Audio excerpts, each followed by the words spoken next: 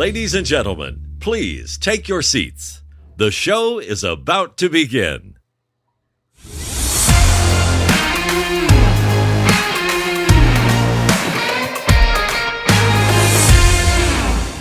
Welcome to the Giddy Up podcast, episode 6. I'm joined by Don Elkin, the 1994 gold medal winner in the 4x100 World Championships. Welcome, Donnie.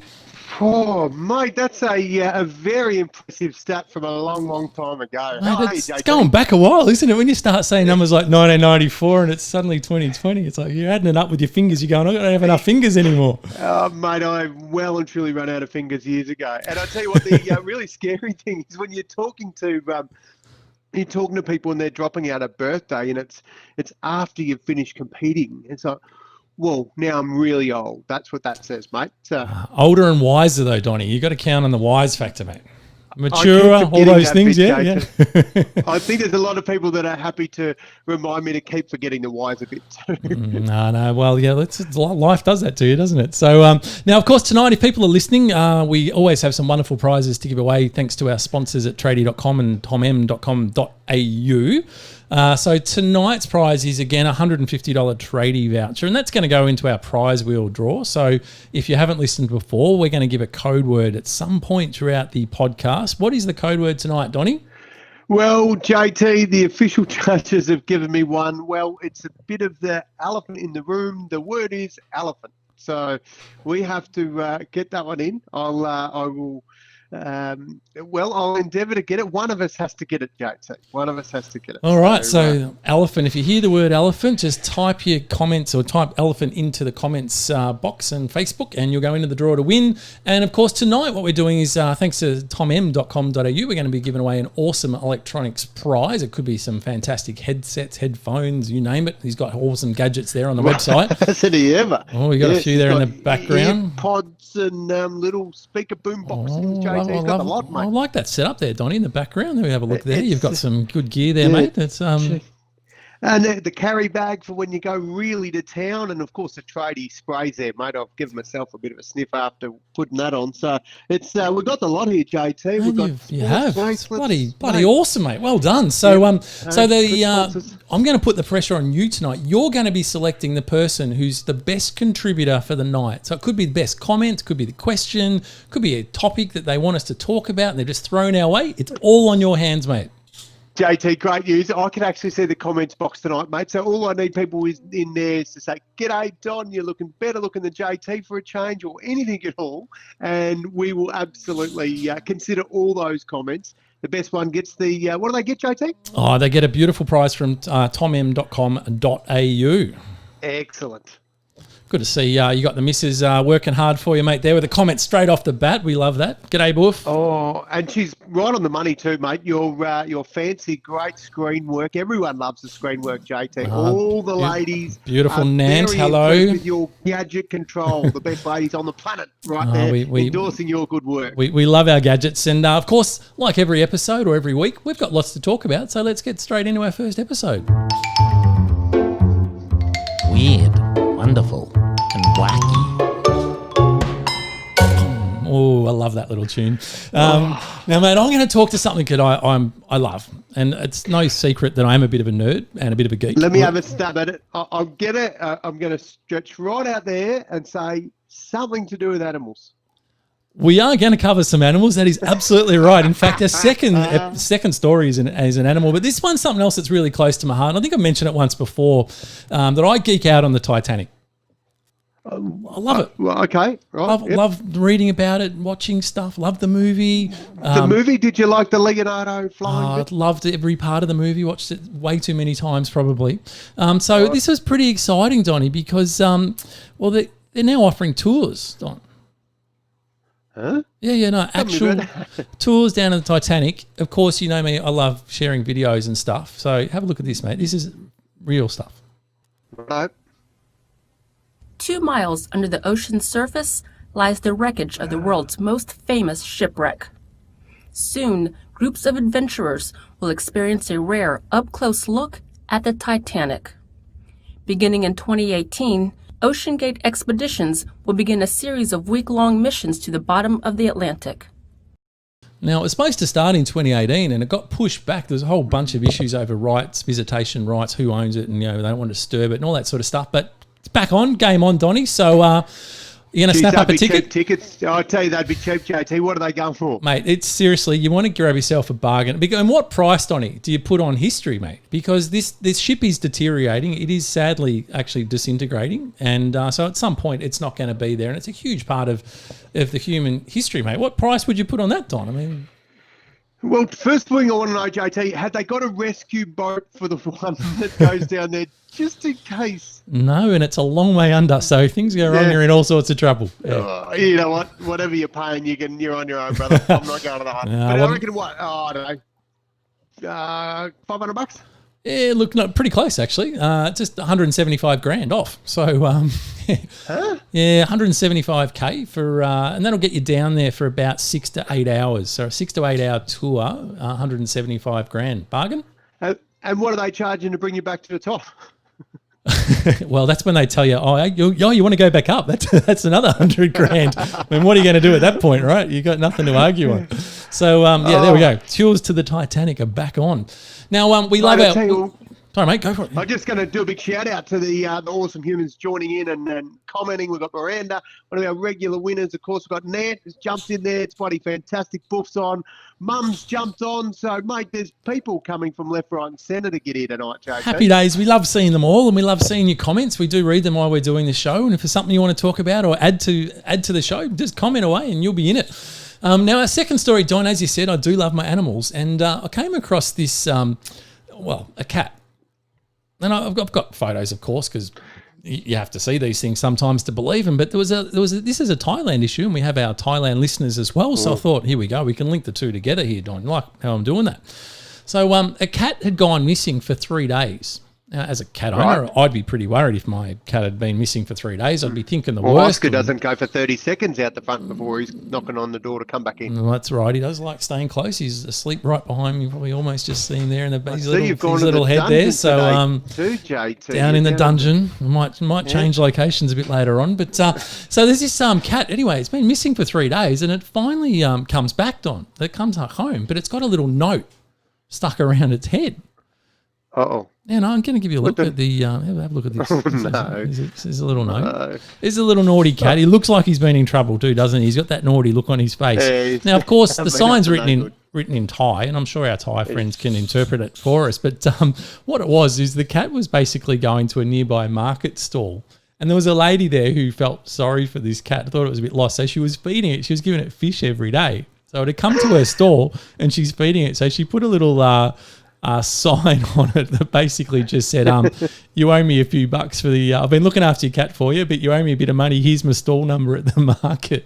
Oh, that's clever. So kidnap a cat and then send it back with a ransom. Yeah, that's exactly and a bill right. Rate. I tell you what, those store owners never miss a beat, do they? That's bloody impressive. Well, it's tough times out there. You've got to look for alternative ways to make revenue, Don. So, JT, I've got a story later on that I almost guarantee that any store owner on the planet would not be sticking a note on this one. So stay tuned, right. JT. I look forward to hearing this one. Now, on the animal thing, now this one's a little bit bizarre, but this is a true story. And if I told you, you're just not going to believe it. And a train derailed. This is over in Denmark. And a train derailed, went right off the tracks. And it was going to plunge. This was an elevated track, and basically could have just plunged straight towards the ground, and it would have been game over. But I heard about that. Sometimes animals come to the rescue, Don. And I know what you're thinking. What's happened here? How could an animal save a massive, huge ton of weight that would be in a train? But it happened. Check this footage. Huh? Yeah, check this out. Here we go. Have a look at that. Holy crap! They are actual statues or sculptures, I should say, of whale tails. And the train has come right over the edge and it has landed on the tail of that whale and literally saved that train driver's life. No way, JT. That's a bloody marketing ploy. That is a stunt. That's not real. Can't be. Pretty impressive. It is genuinely true. Why on earth is the bloody train stopping, like the track's finished just before the Well, whistle? it derailed off. It went off. on? Something went wrong, and and the whale tail came to the rescue. So how's that for good news? I like Mate, I love Miranda's little comment there. She just says there she had a dog in her street that would go to the local Safeway and grab a packet of biscuits off the bottom shelf. Animals are bloody clever, aren't they? that's called well trained. And I wouldn't put anything past Miranda. She goes, oh, just coincidental that it was in our street. Yeah, she'd been training it for 5 years to do that. That's very, very true. Now, of course... it's that sort of comments, JT, that could be in the running to win a prize tonight. Best comments. We like that. It's exactly right. Keep them coming. You could score an awesome prize from tomm.com.au. Now, we do love talking about animals. We're just talking about dogs going to supermarkets. Well, here's a story for you, Don. There's a town over in the US. They do some weird things over there in the US, down in Kentucky, down in southern US. No, the US don't do weird stuff. Well, look at their elections. That's all not weird. Well, Donnie, obviously we've shied away from talking about politics because we want to keep this show upbeat, so we don't really go there. But it's fair to say some of the politicians that we have to deal with in Australia are bordering on incompetent. Well, yes, true. And sometimes you think, Jesus, I reckon I could do a better job. Geez, I think bloody Oscar could do a better job than some of these bloody peanuts that are in power. JT, you going to run for elections? I am not announcing my my nomination for elections, but I do want to put a shout out to the new mayor of a town called Rabbit Hush over in Kentucky. There's the new mayor, Donnie. Bullshit. Did he get voted in? Very popular choice. Got 13,143 out of the 23,000 votes in a new record. So he's going to be replacing the previous mayor, who was a pit bull who served since 2017. Of course he did.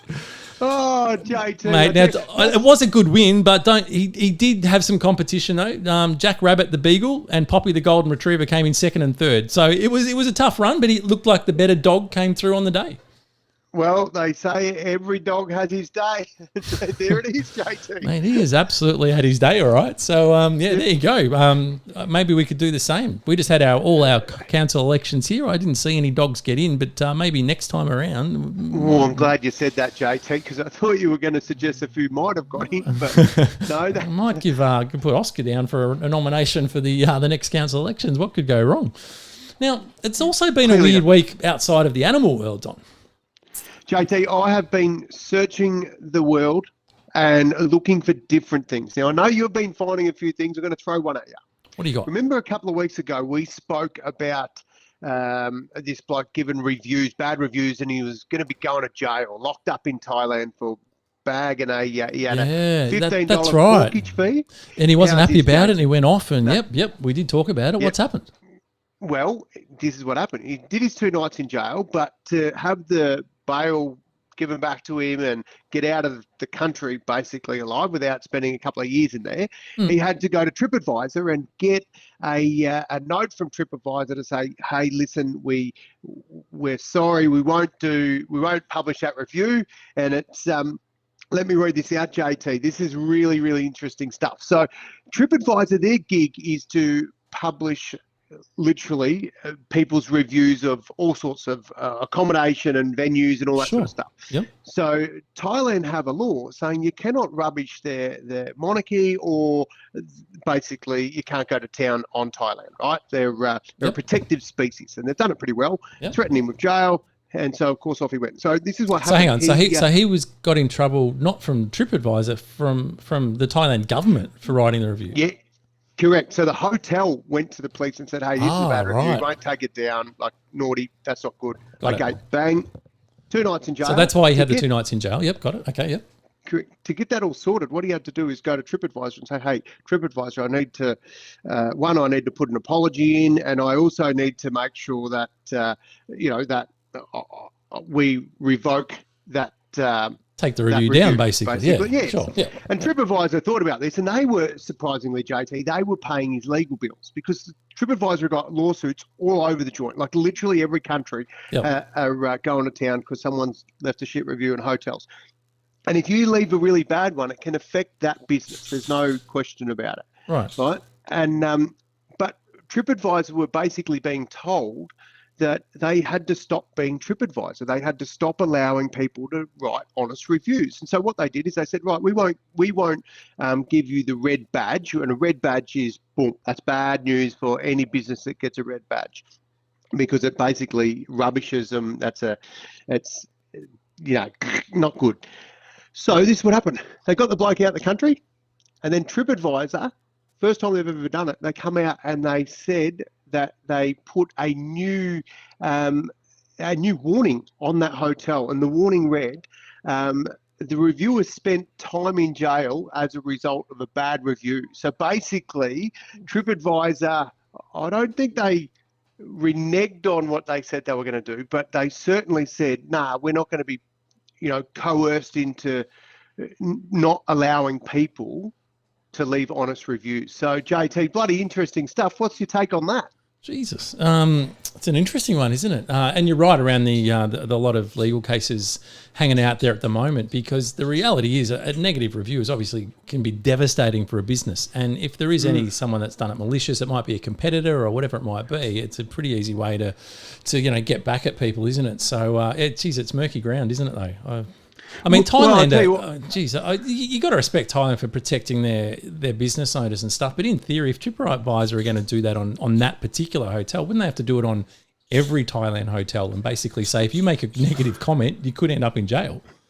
Well, so far that was the first one they've found that has gone to jail, or that's the one that they were making a point of. And but it's quite, and it's fair also for TripAdvisor, because they copped a fair whack because people weren't, they weren't putting up reviews when real rough stuff, things like rapes and stuff, and people would report that, and TripAdvisor didn't, broadcast it, didn't put it on their review page, and they copped the whack for it, saying, hey, it's not fair if you're going to be a bloody independent. And of course, every country's got different rules, JT. America, free speech, mate, not in Thailand. So, wow, yeah, I think it's a case of when in Rome, JT. This will be, be one to watch. Oh, there we go. Look forward to it. All right, let's get into our next segment.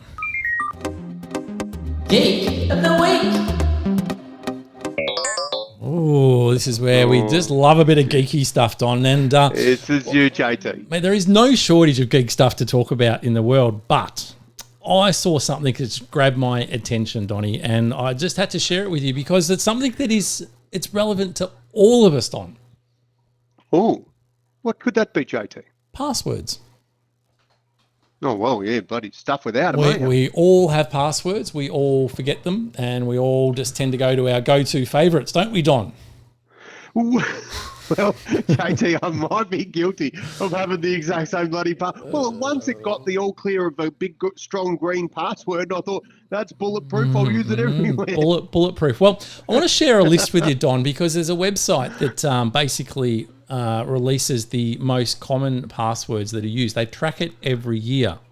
And so I've managed to get a hold of the list. I'm going to put it up here now. This is very, very true. You can see the number one in the last 5 years has been 1, 2, 3, 4, 5, 6, followed by password. There's not a lot of creativity there in a lot of those passwords, as you would expect. Of course, it is pleasing to see there, Donnie. I don't know if you could, if you noticed it, but in 2019. Have a look at that, JT. Yeah. I have just spotted it. There it is, number 7 on the rankings list of all-time great passwords. And I'm sure it's got everything to do with when we launched this podcast. Giddy up. How bloody good is that? I know, right? Now, look, I don't want to suggest that I may have doctored up that in 2019 image at all. But now, of course, that's interesting in itself, Don, but I wanted to take it another step forward because that's what we do on Giddy Up podcast. We want to bring our listeners, we want to bring them more. So even though this was just in the news last week, I'm thinking, well, 2020's been an interesting year, Don. I wonder if that's had an influence on whether people's passwords would have changed. Oh, yeah, like COVID-y sort of, Yeah, that's right. So I thought, you know what? So I've just happened to get my hands on the 2020 passwords. Oh, so these are hot off the press, JT. Off the press, not even released in the media yet. Here it is for our viewers, Donnie. Look at that. COVID sucks. I hate masks. I can't say all these, JT. Some of them may not be repeatable, but hey, this is what the people are using, Donnie. It's not up to me. Good use of hashtag. Very good use of hashtags there, Trump I thought. is nuts. Giddy Up's got another Mate, JT. we're climbing the charts, Donnie. But what is fantastic, mate, is that people are using it in the right context, JT. They're not just saying those fools on Giddy Up. They're using it for protecting their loved ones, password, bank accounts. If you want to send your bank account details to us, we'll take them. We'll happily take it. Now, of course, we love having a laugh on this show, and obviously I clearly made most of those up. But we also want to educate people, Don. How do we do it, JT? What have you got for us? Well, this is the thing with passwords. A computer can now guess more than 100 million passwords per second. Whoa. So if someone wants to hack into any of your accounts and they have a pretty fair crack at it, they're going to do it. And the average person today, Don, has 70 to 80 passwords. Really, JT? It's a huge amount of passwords, right? Now, obviously, that's really hard to keep track of, right? And I'll give you a little bit of tip of that. But one thing I wanted to do, though, is I want to share something, and this is the education bit for everyone that's listening. It's called password spaces. And in theory, and I'll put it up on the screen now. Have a look at this, Donnie. If you had a lowercase only password, and you see the example there in the column where it just says pass, P-A-S-S, in lowercase. The password space, this is basically, in other words, how hard it is to crack, if you like, is 456,976. But if you add lowercase only in a longer word, so password instead of pass, you can see it's now jumped to 208 million. Now remember, computers can do 100 million passwords per second. You go to lowercase and an uppercase combination, it jumps to 53 billion.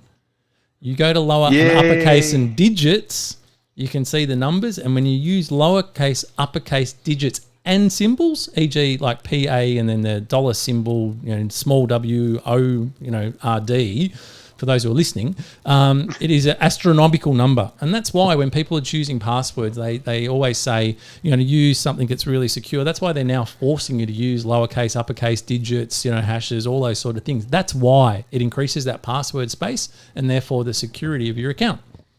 JT, no one can ever tell me that you are not the rightful geek of the Giddy Up podcast. Like between the two of us, you've got male model and absolute geeked out cat.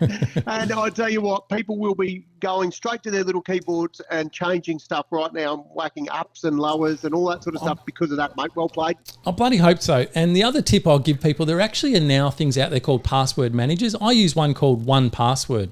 All you have to do is remember one password, and then it tracks all your passwords. It automatically logs you in when you go to sites that you've set up. It automatically creates really secure passwords for you on all those sites. And so if you've got 70, 80, 100 passwords, whatever it is, and you use the apps like that, it'll save your day. And I'd say it costs a whole $3 US a month for 1Password. Hey, JT, I got to tell you to get stuffed, because one time I used this app password, right?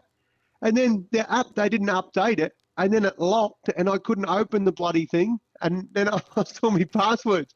So my password's all written in a little book. So that sounds really secure. I can't see what would go wrong at all, Don. And I carry that in my wallet.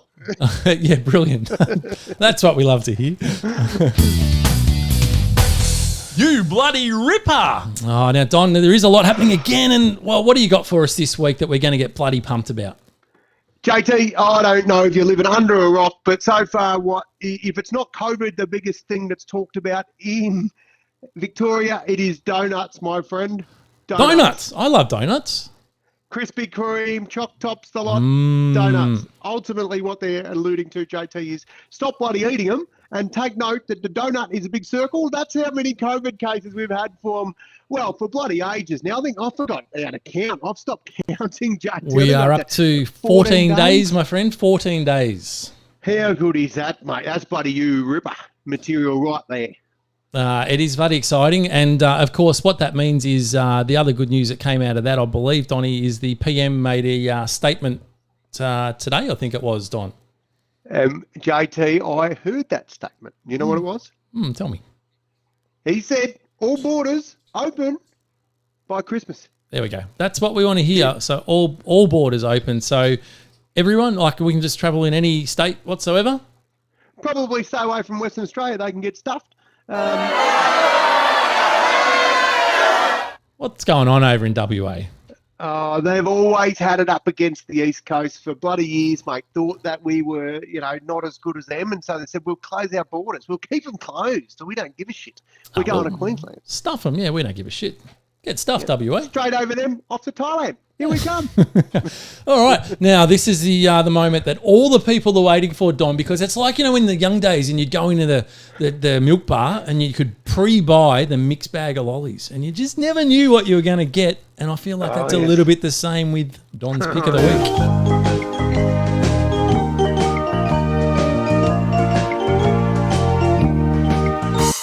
Donnie's Pick of the Week.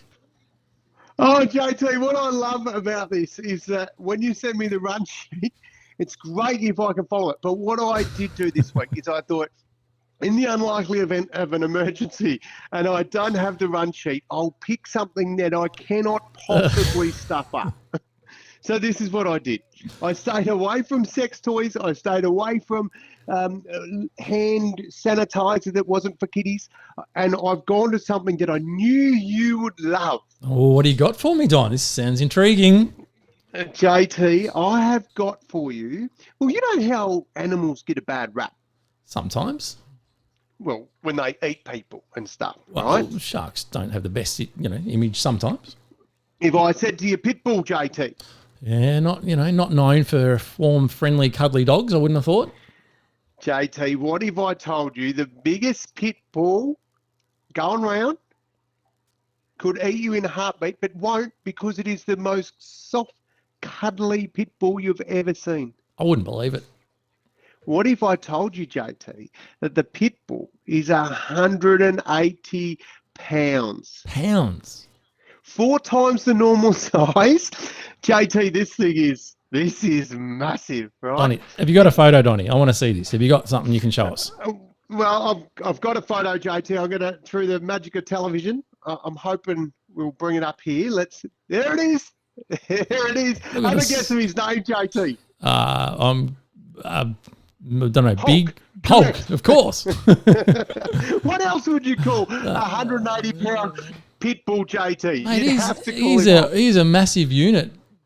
And look at him standing up there, like seriously, and he's got the looks only a mother could love. But what I really love about these owners is they've got 2 little toddlers, and they've said, you know what, we trust him with our toddlers. Now, I don't know about you, JT, but when I look at Hulk, I'd really want to spend some time with him before I trust him with my kids. But that... And you could swallow one whole. Look at the size of him. Yep. It's bloody impressive, isn't it?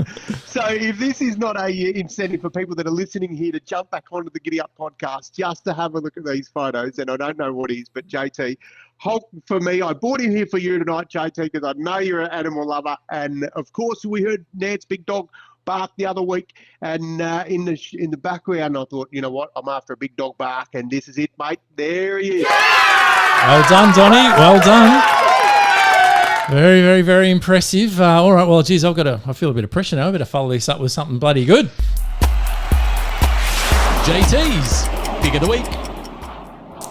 Oh, geez. Well, you've covered. What do you got? You've covered animals, so I'm going to steer away from animals in my segment. I know I normally like to bang on about animals, but hang on a minute, this is I'm going to go something that might be a little bit closer to home, Don. Oh, Well, for those that don't know you, it's fair to say that you weren't born with all your bits, Don. You're missing a bit of your leg. I'm missing a bit of like true story. Yeah. Ever thought it'd be cool to get another one? Just, bolt one on and have it all work and not have to worry about it and just grow another I've got one. about 50 legs, JT. I don't need any more. I have seen your collection. This is true. And, of course, it was a couple of weeks ago, we had a beautiful interview with Danny Totoro, paraplegic at 12 years old, I think it was, and never able to walk again. Well, I just wanted to bring something to your attention, Don. There has been a new invention. Oh. And it is revolutionary. It's a couple of Aussies. It could have actually fitted into our Aussie section. It's a couple of Melbourne scientists and surgeons. And look, I could crap on, but I'm not a doctor, as we all know. So there are a lot of things, JT. Male model. Doctor is not one of them. So I actually have a minute 20, I think it is, video and audio. So if you're listening, this will still make sense. And I think this is just going to blow your mind. Some conditions affecting the nerve cells in the body can result in disability. Spinal cord injury, stroke, limb amputation, and motor neuron disease, or ALS, may all cause paralysis, or even loss of the ability to speak.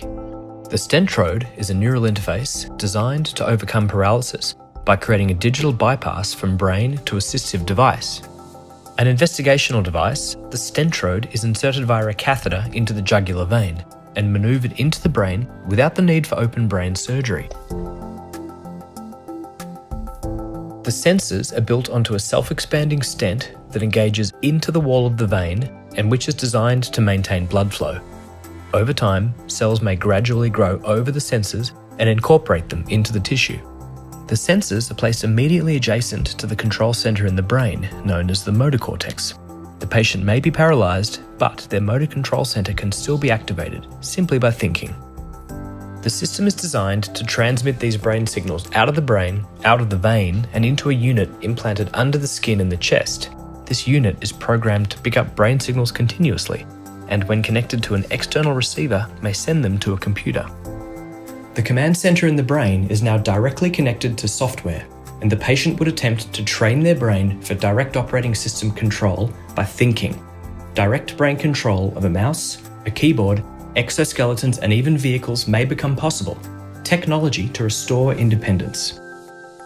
Synchron's neural interface technology, enabling people.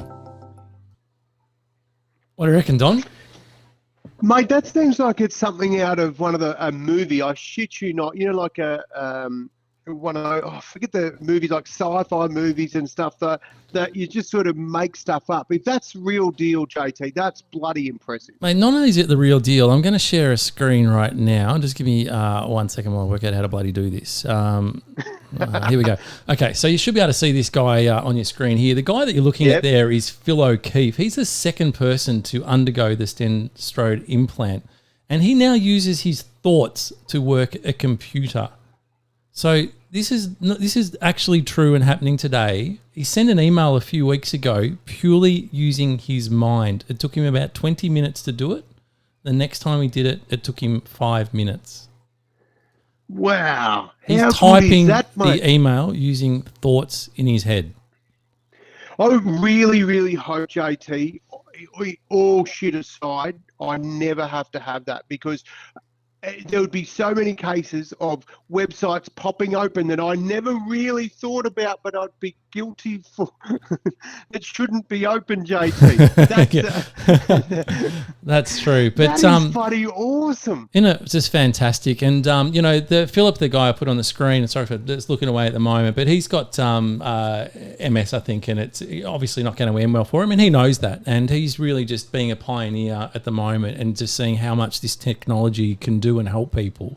It is just absolutely incredible. Now, of course, he's just thinking and controlling a keyboard, but the thinking is that for people that are paraplegics, that they can think about walking and they'll be able to walk. It will actually control the motor neurons and actually make them walk again. So it is unbelievable that this stuff is real and happening. JT, at the 1996 Paralympic Games, we had Christopher Reeves. Remember Christopher Reeves? He I do, mate. Superman. Fell off Yeah. a horse. He did, yes. Ended up as a quadriplegic. Come out and he said at the opening, he said, "One day I will walk again." And honestly, it pissed most people off in the teams, because they go, "Mate, just fucking accept it. You'll never walk. Your life has changed forever." I shit you not, mate. Watching that now, every person would have watched that and gone, "You know what? He bloody might be onto something." That is like talking about driving a car with your thoughts, JT. That's unreal, isn't it? That's bloody incredible. So anyway, I wanted to share that with everyone. And good find, mate. Well done. Yeah, I thought that was a nice one. And now we're going to get into, some more interesting stuff. Bizarre news stories.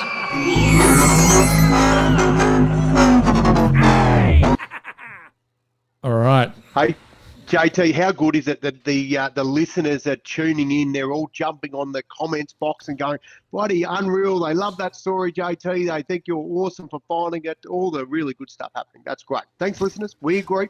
It is bloody awesome. And now the bizarre news story is where we are back in a bit of the animal one. And this could have gone in Dickhead of the Week, to be honest. But it was, on the surface, it really sounds like Dick of the Week, but it is an incredibly complex issue. Denmark announced their plans to cull 15 million minks. Now, I don't know if you know what minks are. Minks are used, they're farmed for fur. And so a mink jacket is typically very, very expensive. Here's a photo of a mink. That's what they look like, and that's what looks when they're in cages. They're very sensitive, smart, intelligent animals, and they're killed for their fur. And yeah, Denmark announced last week that they're going to cull 15 million of them. And you What'd sort of they go, do? They must have pissed someone off. That's right. You say, geez, they're in a bit of trouble. Apparently, what's happened is there's been they've got COVID basically. So COVID. The minks have got it. Yeah, and did they eat the bat? Well, maybe they're not quite sure. One of them went to China. But what they're really worried about is because the risk of transmitting it back to humans. The problem is it's a different kind of strain, and they're really worried that what could happen is if we get all these antibodies and we get all these vaccines out, it could actually impact those vaccines because it could be a different strain and therefore not work. And so they've said, you know what, it's a really tough decision. We don't like having to do this, obviously, but for the greater mankind, they are effectively killing all 15 million. They have farms all over there, and about 1,500 breeders. And I think 40% of the global mink production comes from Denmark. So unfortunately, 15 million minks are being killed as we speak. But JT, surely if we just whacked them in quarantine, didn't let them cross the borders, and they all stayed there and actually never got COVID, that'd be right? It'd be nice to think, wouldn't it? So as I said, look, on the surface you go, geez, what a bunch of pricks. It's a really tough decision, and they generally seem quite traumatised. It doesn't make a difference to the minks, unfortunately. But our job is to bring you what we think is interesting and bizarre news, and that was certainly right up there. Yep, well played, mate. I can't argue that is up there. Now, Don, I know you're a man who, you're a former elite athlete, and very former. You would have been right into your protein, of course. 700 grapes at a time, JT. There we go, counting every one of them. But you would have been right into your protein powders, of course, and most protein powder comes from milk, eggs, egg white, whey protein, etc. But Nestle, one of the big food manufacturers in the world, have just decided that they're going to be, instead of using all that, they're going to be using insect protein. Huh? Yeah, they're just going to crush up basically insects, crickets and that sort of stuff. And they're going to use that. Now, it's not for humans. It's going to be added to their pet food. So instead of using milk-based products in their pet food, they're going to start using insect food because it's far better for the environment. You know what I reckon, JT? Yeah, they can come around my joint at around twilight when I'm about to light the Barbie, and they can get a shitload of mossies and start with that lot. I don't know who's going to be upset about that. No one. I wouldn't have thought so. But now, of course, it isn't just pet food though. You can actually buy insect food now. You can buy plant-based protein as well. I use plant-based protein now in all my stuff instead of what I used to use, which was the milk-based stuff. Feeling a lot better for it. So there you go. The way of the world, mate. Insect protein. JT, I'm all over the organic stuff. This is true story. Organic wine, JT. It's called Farmhand. No, true story. It's on the bottle. I don't know how true it is. It tastes organic. So, mate, I like it. I'm really impressed. Billy's just got a question there for you, mate. Just have you got 2 drinks on the go there, Donnie? Well, one's rehydration, so we're always got to rehydrate, JT. I might. They won't be there for long, though. Hey, speaking of Billy, how's Billy's form? If you take a closer look, JT, this is what I'm referring to as my mustache. There is... Well, Billy's jumped on board. He's got the moustache happening. He's got the handlebars chopper moustache going. Movember, mate, we love it. I tried to talk you into being a male model with a moustache, and you said no. Yep. But I'll leave it to you. I'm loving there's plenty of conversation going around about the moustache. So Billy, we want to see a photo on our Facebook page, mate. Post it up. Now, speaking of bizarre stuff, well, we're going to cross into into our next section, but there is a bit of bizarre stuff in it.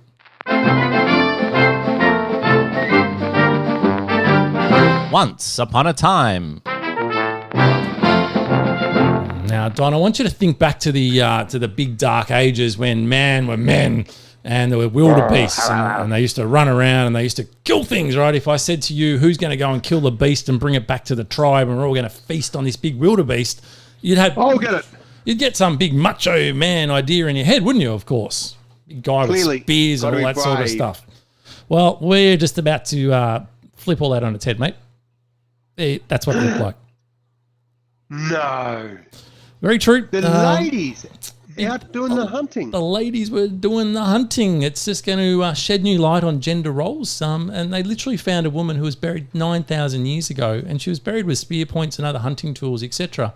And basically what it's done is it led researchers to conclude that amongst ancient Americans, nearly as many females as males hunted the large animals. Wow, JT, that's... how do you reckon that's going to go when I walk into the house and I say, right, that's it, Buff. You've got to... Mate, no way. I'm not going there. Whatever happened, gender equality, JT. Good move, Donnie. I like how you just play a straight bat. Very smart move. Now, this one is absolutely bizarre. Now, we want to talk about, teeth whitening, Don. Oh. Yeah. Are they not coming up too good, Oh, JT? mate, yours are looking very good. The pearly whites are looking nice there. Now, but this segment, of course, is about going back in time. Now, these days you can just order a kit on the internet and they'll ship it out to you. You can go to the dentist and they'll whip a Put few. it in a little mouth guard overnight. That's right. 3 shades light the next day and that. Yep. Exactly. But back in the day, Donnie, all those things weren't possible. But of course, people appreciated nice looking pearly whites back then as well, and a nice smelling breath and all those sorts of things are still very good attributes. So those Romans, mate, they were pretty cluey. Yeah. What did they do, JT? Well, they like to use natural things, Donnie. So they use natural cleaning agents. Organic. Yep, Yes, organic. right. Yep, very organic. Oh, hang on. You've got that look in your eyes, Jake. No. What'd they do? They use stale urine as mouthwash. Oh. Now, I'm not going to name any names, but Listerine could probably cover taste like that some days. Really? Yeah, but Don, this is the thing. It actually works. You see, urine contains who? ammonia. It contains ammonia, and it's one of the best natural cleaning agents around. And this is true. JT, we said to our listeners we'd try a few things. Get stuffed. I'm not saying. Yeah, I'm not trying it either. But the liquid gold, as they called it, was so in demand that Romans who traded in it actually had to pay a tax. It was very popular back in the day. So, hang on a minute.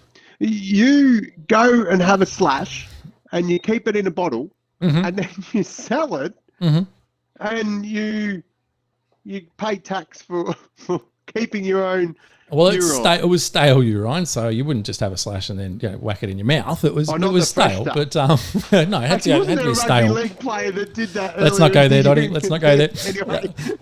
But for interestingly enough, though, when you dig a little bit deeper in this, pee is a treasure trove of scientific potential. It's now being used as a source of electric power. Huh? Urine-eating bacteria can create strong enough current to power a cell phone. Urine-eating bacteria is creating power. What Enough is the current power? to power a cell phone. Medicines derived from urine can help treat infertility. And stem cells harvested from urine have been reprogrammed into neurons to help grow human teeth. And it is a miracle liquid. JT, everything I've got to say now will just have you hitting the mute button. So I've got nothing to add to that. Probably a good time to move on.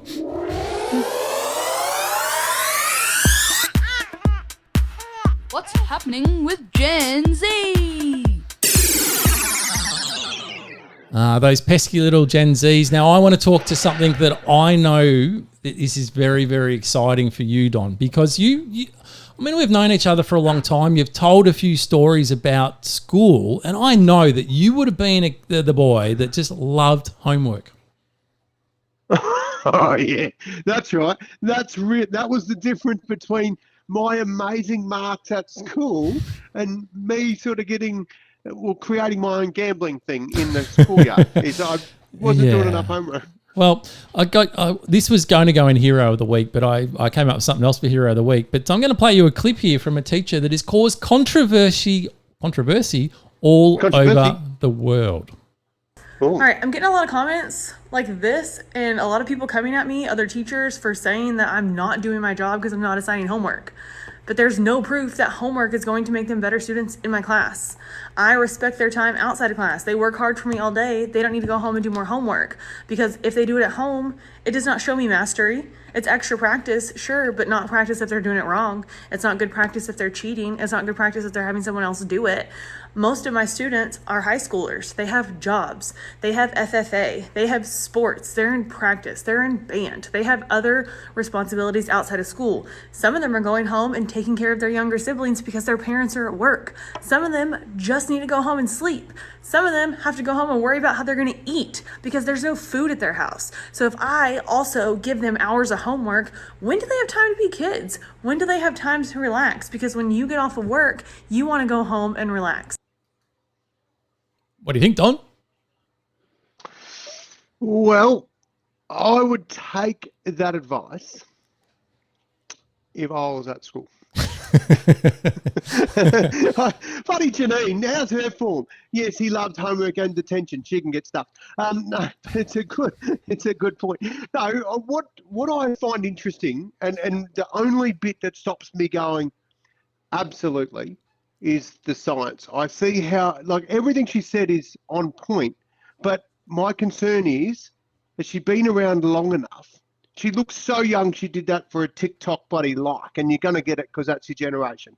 I would love to hear my old maths teacher, Mr. Gilmore, who had been around for 180 years, say, mate, say the same thing, because then I'd say it's been back to, I would like to ask her one question. How long have you been out of uni? And how much proof have you got, years of being able to take it on board?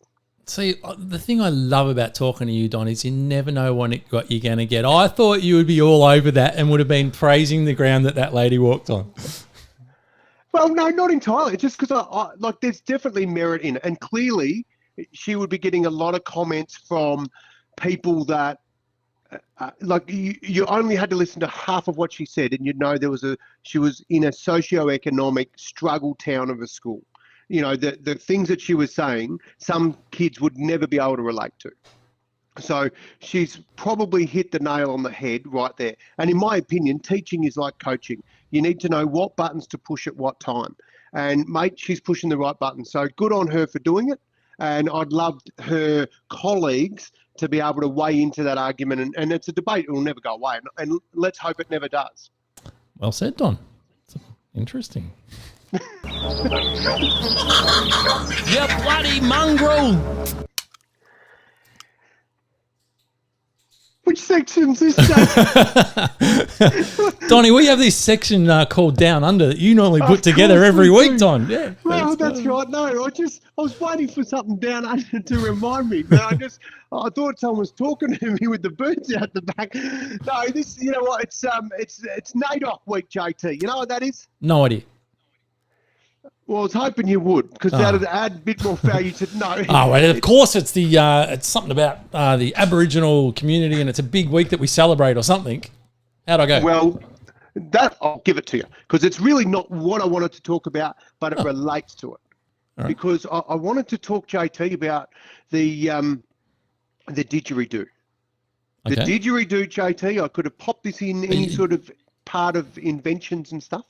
And typically I've gone and have a look at Down Under. What have we invented? The black box and different stuff. Didgeridoo is our oldest Australian known invention from first man here. And get this, JT, the way they used to make the didgeridoos, and I don't know, I'm pretty sure there's machinery out there that can lathe and whip it up now, but they'd get an old section of a eucalyptus branch and they'd put it near a termite mound and let the termites eat it out. And it used to be called the aerophone. And it's by musicologists, of course. I love the thought of being able to get something and leave it there and let nature take its course. Oh, hello. Oh, my God. I wonder why you flicked that onto me, JT. But for me, I just want to hats off to our Aboriginals, to our first people for coming up with the very first invention that has inspired so many other people to come up with great inventions. So that's one, JT. I wanted to put it here. And on that, JT, I heard a very interesting thing this week. and that was that we should change the national anthem. Ah. I took a deep breath because I've heard this one over the years. I've competed under our flag. I've sang the national anthem with pride. I've screamed it out like I was in bloody cold chisel, to be honest, when I won a gold medal. And anyway, that's another story, another day. JT, changing the national anthem, it got me thinking. I don't know if I like it or not. But then when I heard what the potential change should be, JT, and how it would affect how it would affect people, the change was to change the words from "we are young and free" to "we are one and free."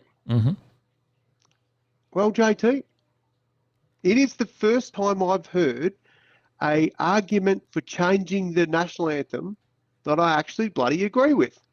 That I could comfortably go, yep, I'm all for that.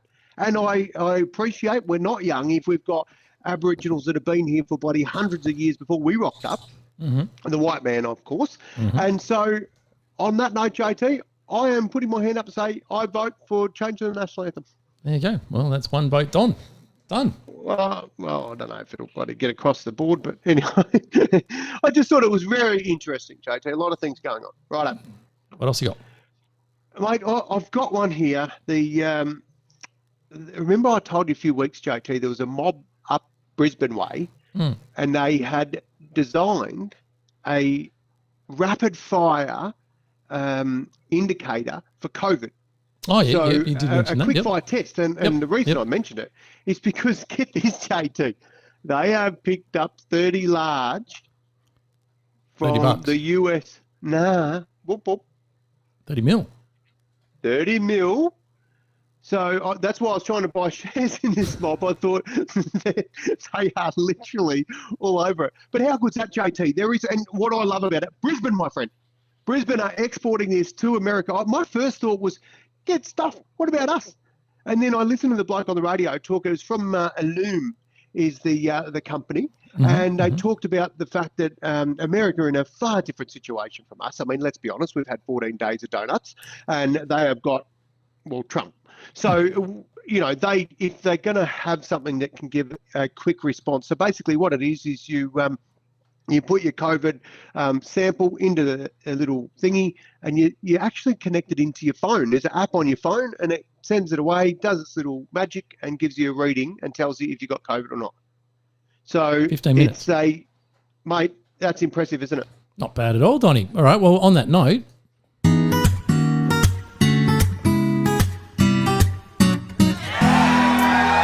Donnie, give us your best life hack. What have you got? Give us one. Well, I don't know if it's my best, but JT, I know you love Christmas lights. I do. I love Christmas lights. Every Christmas I come up with the same bloody problem, and that is that I usually short circuit the house at some point, and almost guarantee it's when it's raining. And it's because I've left the power board without cover. So I figured, how can I get some power boards waterproof so I can just sleep soundly at night with all my lights? Good thinking, because I've seen your light show. It's very impressive. Yeah. So get a, JT, this is what we're going to do. Get a plastic container with a lid that is the same size as, or a bit bigger than your power board.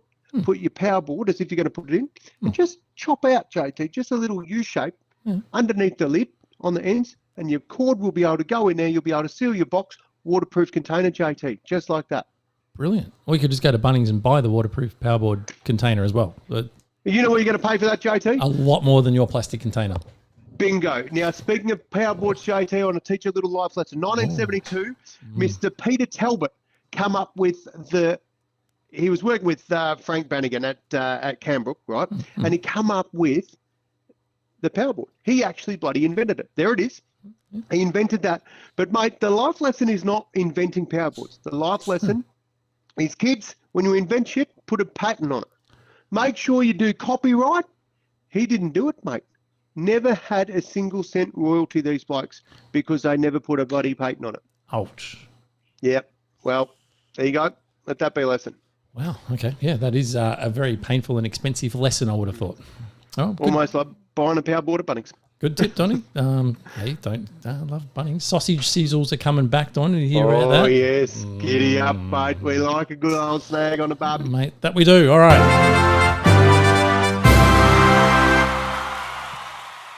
We get to celebrate our hero of the week, Donnie. Now, again, we've gone the animal kingdom this time, but it's a bit of a combo. We've got a bit of an animal and a people kind of thing. And look, I could talk about it all you like, but you know what? I'm just going to play the video. Eric the pet parrot has become an unlikely hero.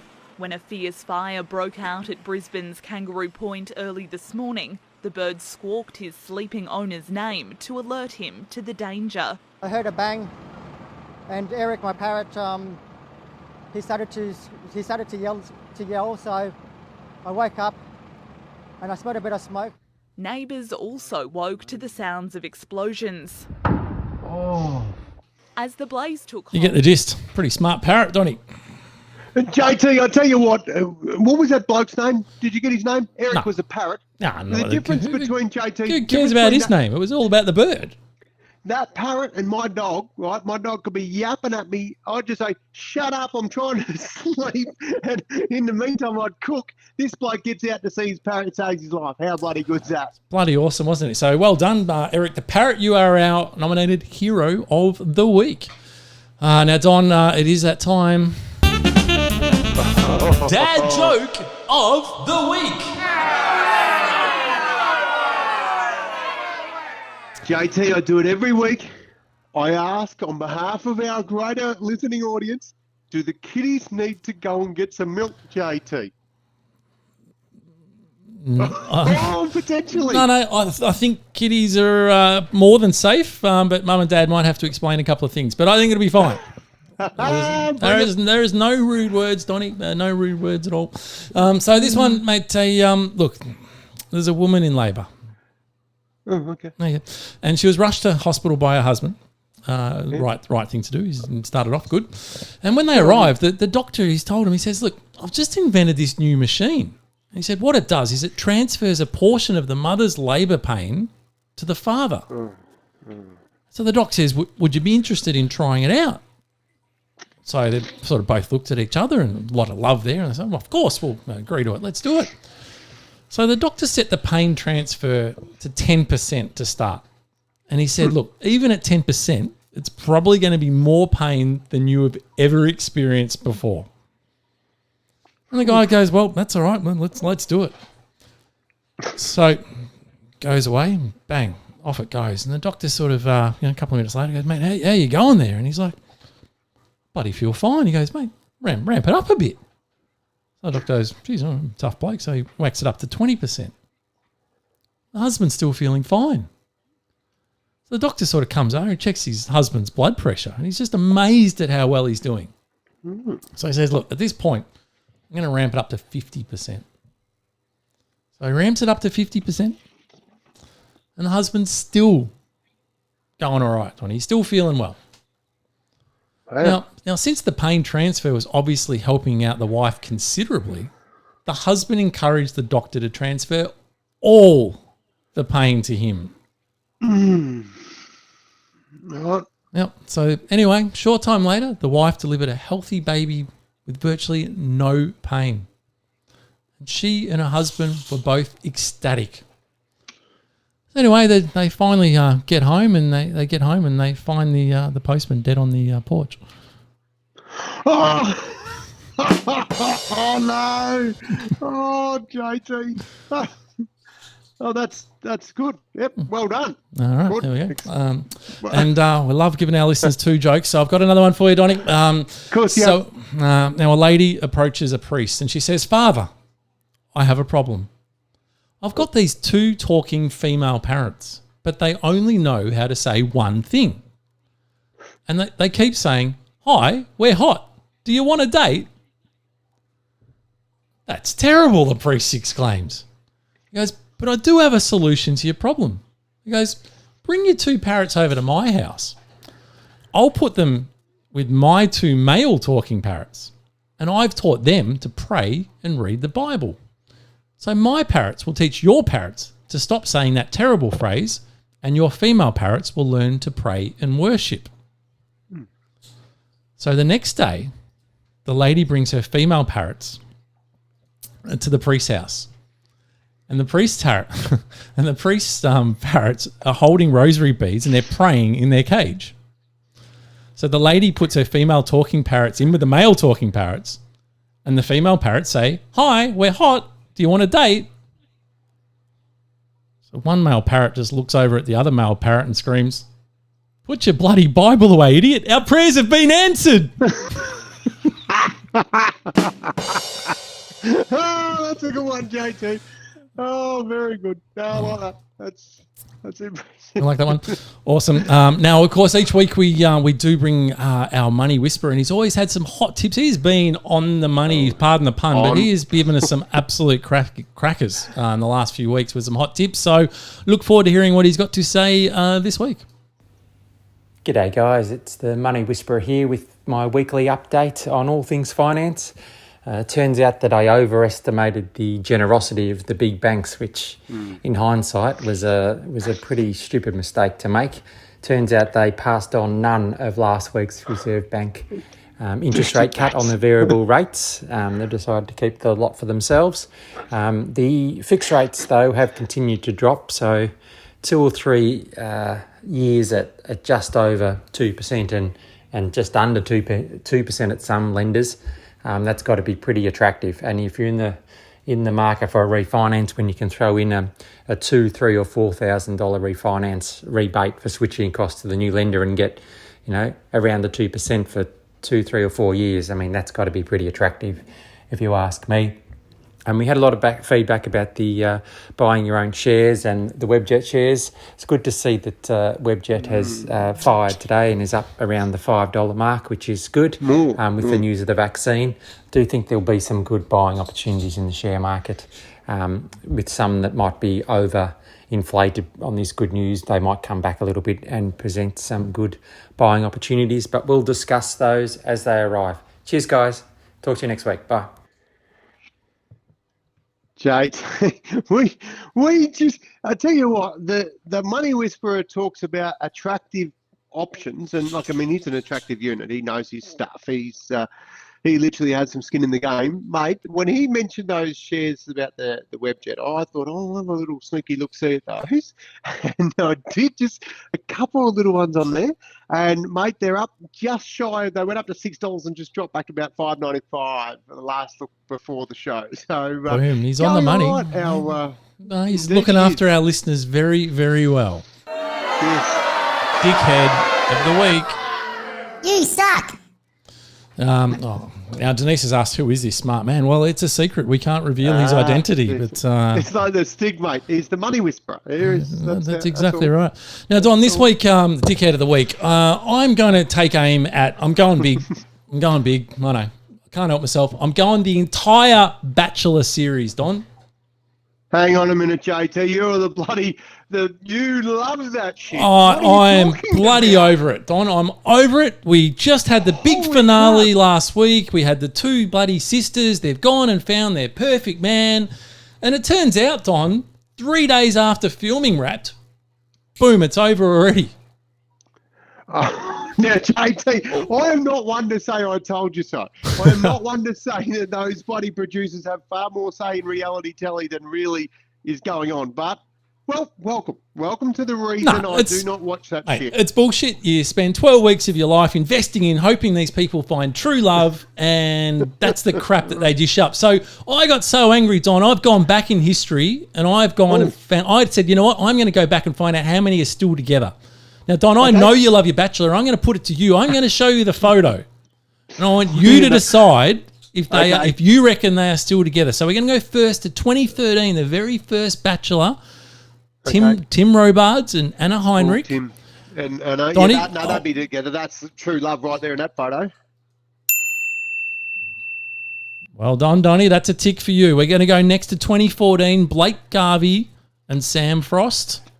Oh, no, they're not together. I can just look. That's not even a proper, genuine cuddle.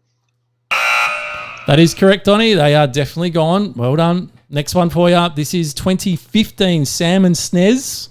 No chance. Nah, that's not even. Nah, that's put on for the camera. No chance at all? Nah. Still together, Donnie, and expecting their second kid. Good work. We're going to go to 2016. We're going to Sam Frost and Sasha. No, No, they're not together either.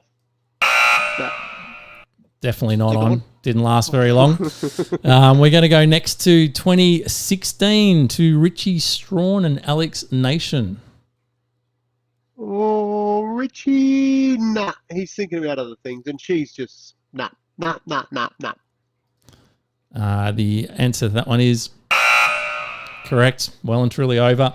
We're going to go to 2016, Donnie, Georgia Love and Lee. Ooh, it's probably, well, I reckon they're together, JT. Going together. Yeah. Interesting. Well, what'd you get? Going all right. Well done. 2017, Donnie, we had, who'd we have 2017? Maddie J it was in 2017 and Laura. Nah. Gone. Yep. Still together, mate. Second kid on the way. Of course they're bloody, all these breeders. That's the key, isn't it? Now, you would probably recognise this one, Donnie. In 2017, we had our first celebrity bachelorette, and it was Sophie Monk and Stu. What do you reckon? Still together? Nah, gone. Yeah, no, absolutely not a hope in hell. Now, the next one's a very sensitive topic, Donnie, because it is our man. It is our tradie.com man. Hey! The wonderful Nick Cummins. The Badger. How do you reckon Nick went? What, did he take both of them? Not quite. I reckon Nick's on his Pat Malone. No, he's definitely on his Pat Malone. He didn't select either of them. Oh, in the show he didn't? In the show, he decided that none of them were right and selected no one. It was a little controversial, it's fair to say, at the time.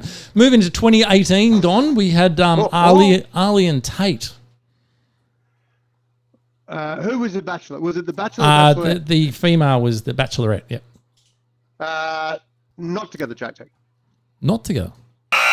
Well done. You're coming into form now. We're going to 2019 to our astrophysicist. Oh, no.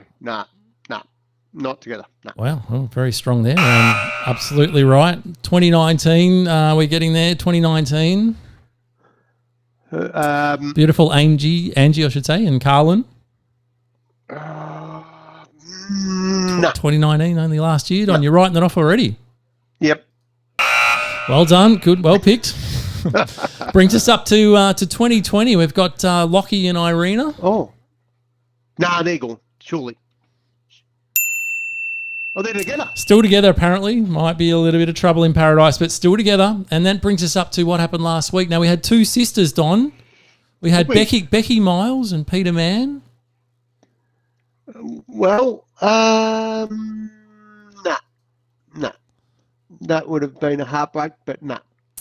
Yeah, that's the one that was basically over. He dumped her via FaceTime 3 days after filming stopped. And Ali Miles and Fraser Neat are the other couple. I'd like to say yes, JT. I'd like one of the sisters to have found love. Yeah, I'm going to say yes. Yeah, that is correct, mate. So we've gone back over the years, and it turns out there's been 15 in total, and 6 are still together, and 9 are no longer together. Well, Nance hit the nail on the head. She said, Don knows his love. From now on, I'd like to be referred to as the love machine. Oh, God. All right. Now, if you are watching this podcast, apologies if you're listening, because I'm going to show a very, very short clip. It's literally like 10 seconds. But if you don't laugh at this, seriously, you've got to watch it. You might even need to play it a couple of times, but it's bloody hilarious. And, of course, this comes up as part of our Media Watch segment.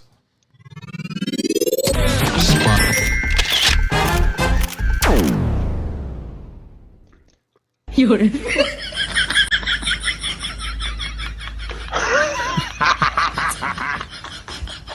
Oh,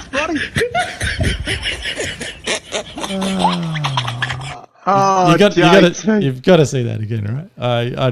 Do you want to see it again? Do the kiddies want to see commentary, JT? So, all right, we'll give it some commentary. There's a guy coming in. The door's open. He's just going to walk in. There's a guy cleaning a pretend door. That seriously makes me laugh every time I see it. Very good. So he's miming that he's cleaning. He's done a very good job of that. He's done a brilliant job. Yeah, very good. There we go. Well done. Now, we're nearly going to wrap this show up. Of course, before we do that, things that are coming up next week, we've got the State of Origin decider, Donny. And I know you're a big Queensland Maroon fan, so came out of the blocks in the first one. So, yeah. Mate, I tell you what I really liked about this, JT, is I liked that there was a whole lot of people in New South Wales in particular, because, as you know, I went to Finley High School and New South Wales, but I've always been a Queensland fan, right? And they got stuck into me and trying to bloody little Janine, giving it to me, And, of course, Queensland won the first one. So it was like, suffering you jocks. And then, of course, that sort of come back to bite me because bloody New South Wales won. And now it's decider time, mate. We are going to take it right up all the way up to Queensland for the decider up at Suncorp, and that will be huge, JT. Bigger than any elephant you'll ever see, mate. It will be massive, and it will be one to it's rare. It's rare that we actually get to see a decider on the third game, mate. And the reason it's so rare is because Queensland's been so bloody awesome for so long. You must be very much looking forward to it. It was actually, I don't really enjoy rugby, but I must admit I did actually enjoy the last couple of games. So now, Donny, of course, what we like to do, we've got our big spin of the wheel coming up soon. You're going to be selecting the best contributor for the show for this episode. But before we do that, we're just going to give everyone your final fling, mate.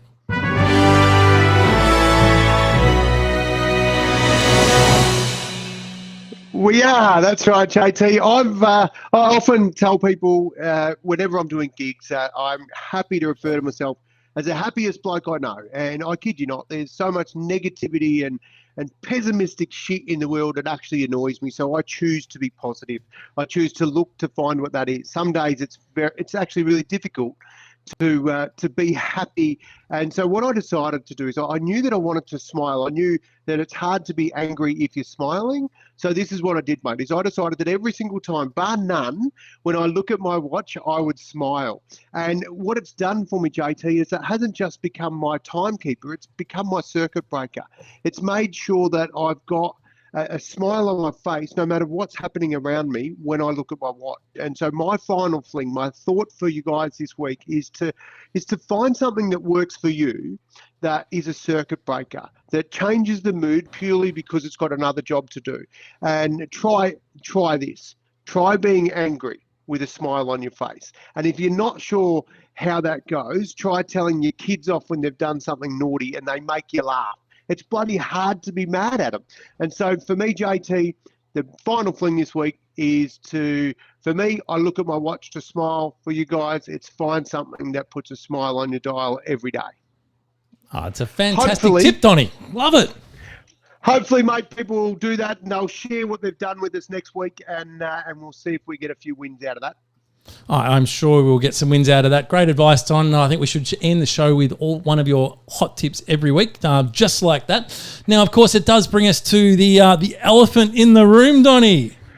Oh, JT, of course, those that tuned in early jumped on the fact that the code word was elephant.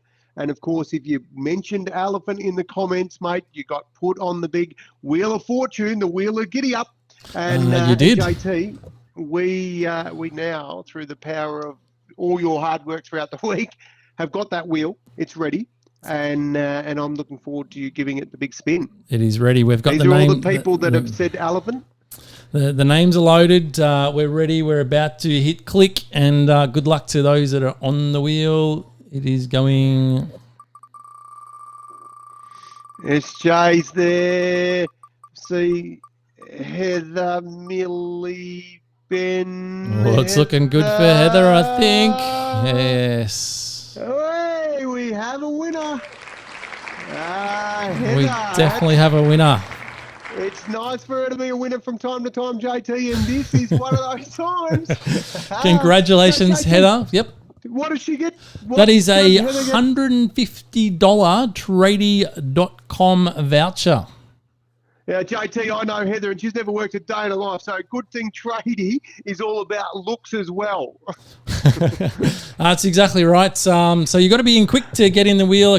Sorry, looks like Matthew, you might have missed out. We didn't see it. We can only go with the comments we see there at the time. So if you reckon you're robbed, you can write to... Yes.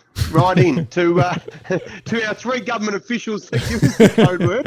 They are at giddyyup.com.stuff for a new job. Yeah, sorry, mate. But genuinely, they were the names there that were there when we ran it. So now, of course, Don, the other prize that we've got for people is our tomm.com.au prize for the best contributor, and the honour goes to you, Don, tonight to select our winner.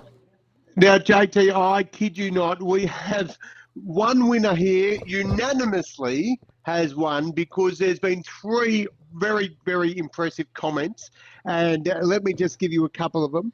There was a dog in the street that went up the street into the shop and took a packet of bickies off the bottom shelf. Mm-hmm. Another great contributor was all this homeschooling has made me hate homework even more. Yes. And then, of course, we spoke about the national anthem, and the other one was, and could we get rid of Girt by Sea? As another comment. So, and of course, that was Miranda Lee, an absolute champion, and has contributed beautifully, JT. Well done, Miranda. You are our contributor of the night. I just heard a comment there from Dan Adamick from tomm.com. You've got yourself a wireless charger. So fantastic. Hot off the press technology. So thank you to Dan and tomm.com.au, and congratulations to Miranda. Donnie, last thoughts?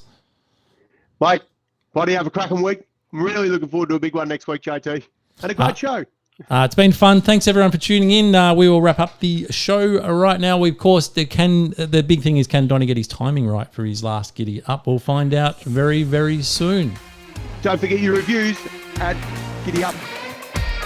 Yeah, reviews, please. Lots of reviews, JT.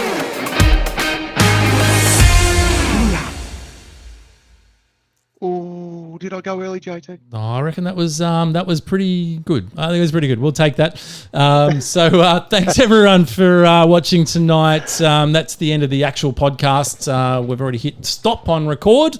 Yes, I did get it, Ben, tonight. Donnie reminded me before we started. So, I have been known to stuff it up a little bit from time to time, but I've been better. I have been a lot better, I think, right? So, you've almost redeemed yourself, JT. It's awesome. Thank God. So, hoping you're loving the new format. We love doing the graphics, and we're loving the interaction and splitting the screens and dropping videos in and all that sort of stuff. It hopefully brings a little bit more fun to the show. But of course, the key is getting people to watch to get a bit more interaction. We think we peaked at about 13 people, I think, tonight watching it live.